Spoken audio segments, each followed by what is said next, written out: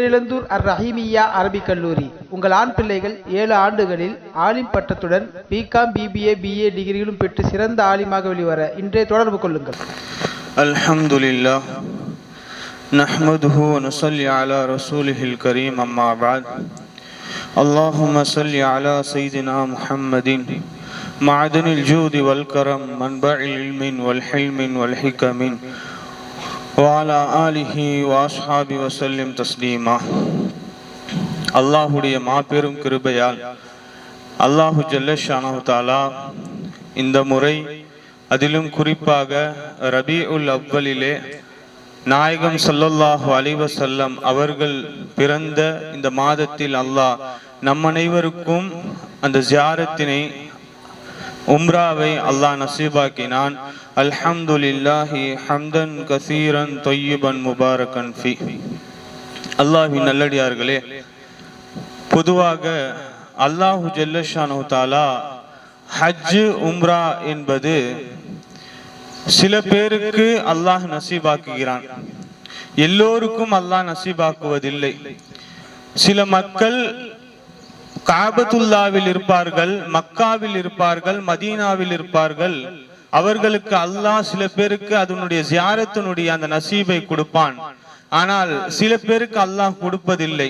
ஆனால் பொதுவாக மக்களுடைய எண்ணங்கள் எப்படி என்று சொன்னால், யார்கிட்ட செல்வம் இருக்கோ அவங்க தான் உம்ராக்கு போவாங்க, யார்கிட்ட செல்வம் இருக்கோ அவங்க தான் ஹஜ்ஜுக்கு போவாங்க என்ற எண்ணம் என்பது மனிதனுடைய இயல்பாகவே அவர்களிடத்தில் இருக்கக்கூடிய ஒன்று.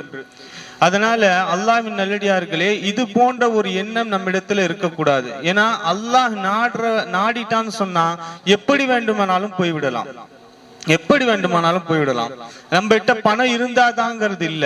அந்த அல்லாஹுடைய ஜியாரத்தை, அல்லாஹுடைய அந்த காபத்துல்லாவிற்கு போக வேண்டும், ரசூலினுடைய ஜியாரத்து செய்ய வேண்டும் என்ற அந்த ஒரு நல்ல முஹப்பத் இருந்தாலே போதும், அல்லாஹு ஜல்லஷானத்துல்லா கொடுத்துருவான். அதனால்தான் ஓதுற பிள்ளைங்களுக்கு சொல்லுவாங்க, ஒரு விஷயத்தை நீ தேடு தேடு தேடு, ஒரு சட்டத்தை தேடு, தேடிக்கொண்டே இருந்தால் அல்லாஹ் அந்த சட்டத்தை உன் கண் முன்னால் கொண்டு வந்து நிப்பாட்டுவான் என்று உஸ்தாத்மார்கள் சொல்லுவாங்க. அந்த மாதிரி நம்ம உம்ரா செய்யணும் நம்ம நியத் வச்சுட்டே இருந்தோம்னு சொன்னா அல்லாஹ் நிச்சயமாக அதுக்கு ஒரு வாய்ப்பினை தருவான். அதுக்கு செல்வம் எல்லாம் தடையல்ல. என்கிட்ட செல்வம் இல்லையா, அது நமக்கு தேவையே இல்லை.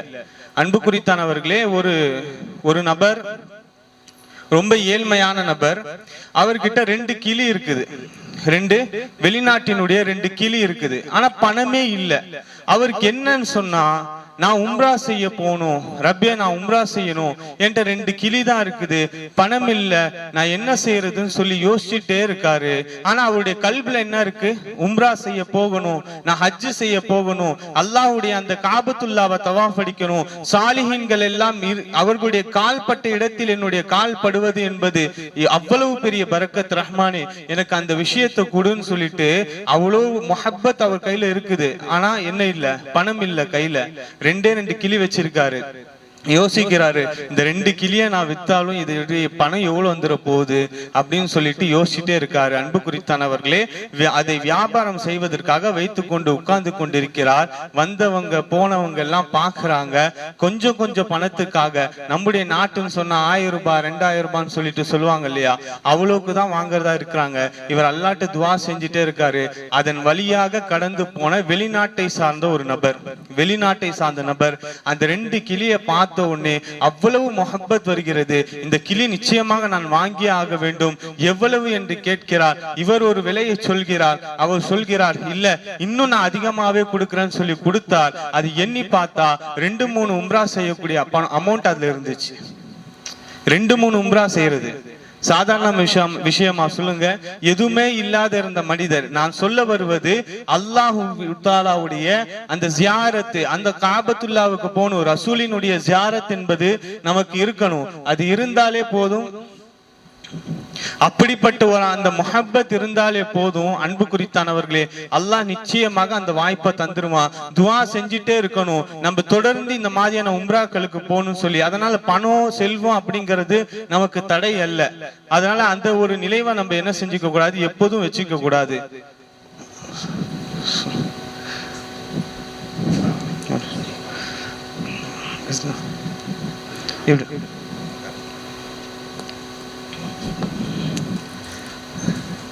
அதனால் அன்பு குறித்தானவர்களே, நம்ம எப்பயும் அல்லாஹுடைய அந்த காபத்துல்லாவுக்கு போகணும், ரசூலுடைய ஜியாரத் செய்யணுங்கிற அந்த ஒரு முஹப்பத் நம்முடைய கல்புல இருந்தா போதும். அல்லாஹ் நிச்சயமாக அந்த மாதிரியான வாய்ப்பை தருவான். நமக்கு தொடர்ந்து அந்த வாய்ப்பை அல்லாஹ் தரணும். அதனால அதிகமா துஆ செய்வோம். அதே போன்று அங்க போய் துஆ செய்கின்ற பொழுதும் கூட அல்லாஹ்விடத்திலே நம்ம எப்படி சூழ்நிலை இருக்குன்னு சொன்னா, நான் ஒரு பாவியான அடிமை. பாவியான அடிமையை அல்லாஹு ஜல்லஷானஹு தஆலா ஒரு வாய்ப்பினை அல்லாஹ் தந்திருக்கான்னு சொன்னா அதை நம்ம பயன்படுத்திக்கணும்.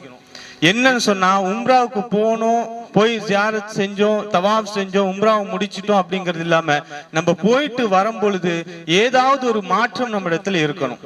இந்த உலகத்துல நம்ம இருக்கிறோம் வர தொழுகையை நிலைநாட்டி இருக்க மாட்டோம், சுபுகு தொழுதிருக்க மாட்டோம், ஏதாவது கெட்ட விஷயங்கள் தவறான காரியங்கள் இருக்கும், நம்ம ஜகாத்து தராம இருந்திருப்போம், ஹஜ்ஜுடைய இது இருந்தோம் ஹஜ் செய்யாம இருந்திருப்போம், ஏதாவது ஒரு நம்மிடத்தில் இருக்கக்கூடிய கெட்ட விஷயங்கள் அங்க போயிட்டு துஆ செஞ்சுட்டு நம்ம திரும்ப வரும் பொழுது நம்மிடத்திலே மாற்றம் ஏற்பட வேண்டும்.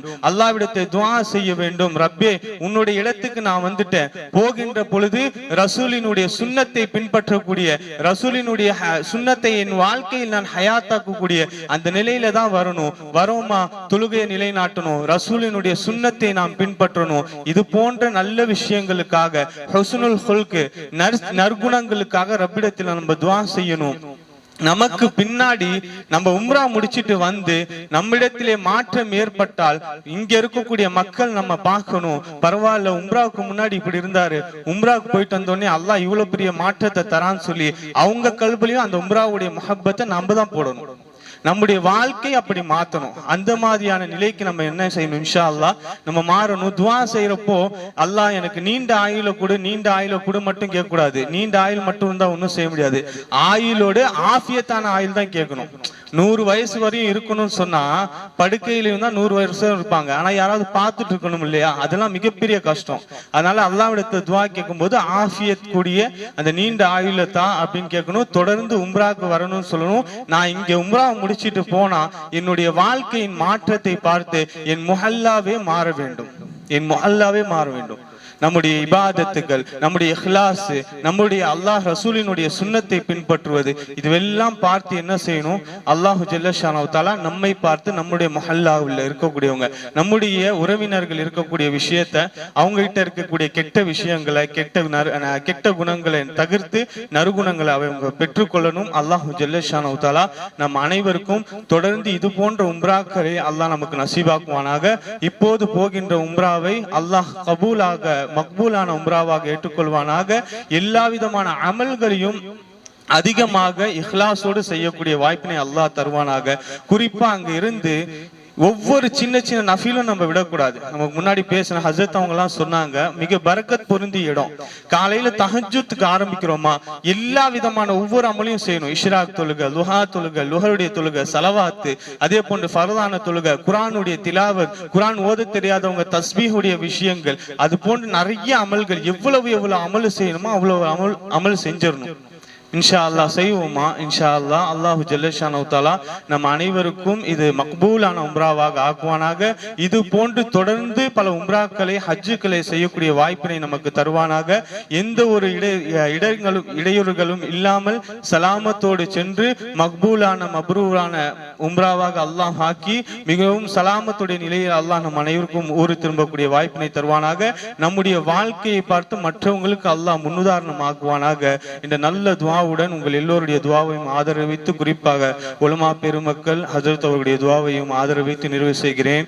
ஆமீன். வாஹிரு தஅவானா அல்ஹம்துலில்லாஹி ரப்பில் ஆலமீன். அஸ்ஸலாமு அலைக்கும் வரஹ்மத்துல்லாஹி வபரகாத்துஹு.